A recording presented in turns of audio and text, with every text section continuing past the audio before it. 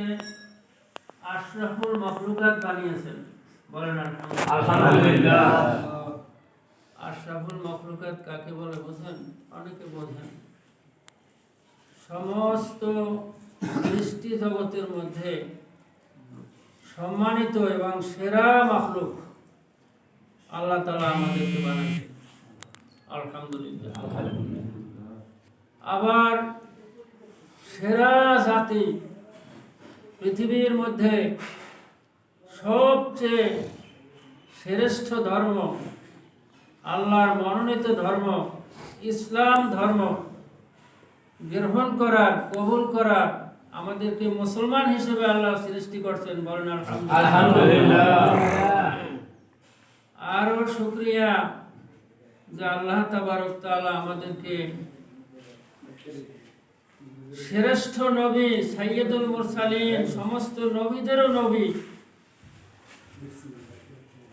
আকায়ে মাওলা তাজদারে মদিনা মুহাম্মদ মুস্তাফা মুহাম্মদ মুর্তজা সাল্লাল্লাহু আলাইহি ওয়াসাল্লামের উম্মত হিসেবে আমাদেরকে আল্লাহ তাআলা কবুল করছেন, বলেন আমিন। আমাদেরকে আল্লাহ তাবারক তাআলা পৃথিবীর সমস্ত গ্রন্থ, সব গ্রন্থের গ্রন্থ আল্লাহ তাবারক তাআলা, মহান গ্রন্থ আল্লাহর বাণী কোরআনুল কারীম আমাদেরকে দিক নির্দেশনা দেওয়ার জন্য, হেদায়েতের জন্য আল্লাহ তাআলা আমাদেরকে দান করছেন, বলেন আলহামদুলিল্লাহ।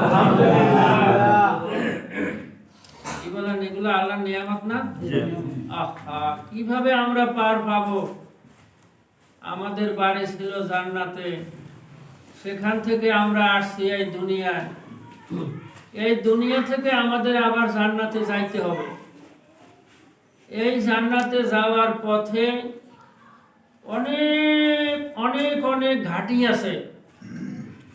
প্রথম ঘাটিটা হলো মৃত্যু, বলেন সুবহানাল্লাহ, বলেন আল্লাহু আকবার। এই মৃত্যুর পরের ঘাটি কবর।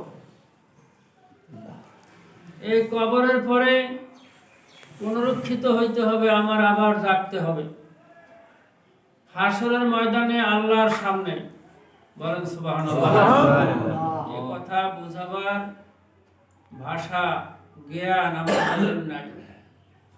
কার সামনে? কার সামনে বলেন? আল্লাহর সামনে।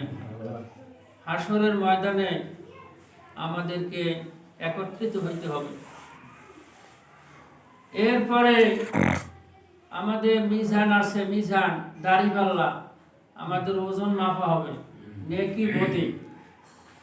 এই 60 বছর, 70 বছর, 80 বছর আমরা কি আমল করছি? নেকের পাল্লা ভারী না বদের পাল্লা ভারী? কোনটা? এটা পরিমাপ করা হবে মিজানে, বলেন সুবহানাল্লাহ। আবার সিরাতে 30,000 বছর রাস্তা আমাদেরকে পাড়ি দিতে হবে। ওয়াজ কার জন্য জানেন? ওয়াজ হইল যে ইমানদার মুসলমান আল্লাহকে মানে, তার জন্য হলো ওয়াজ। ঠিক কথা বলছেন? ঠিক। আর যে মানে না, আনুগত্য স্বীকার করে না, তার জন্য কোনো ওয়াজ নাই, বলেন সুবহানাল্লাহ। তো আপনারা মানেন, আপনারা আল্লাহর ঘরে আসছেন, বলেন আলহামদুলিল্লাহ।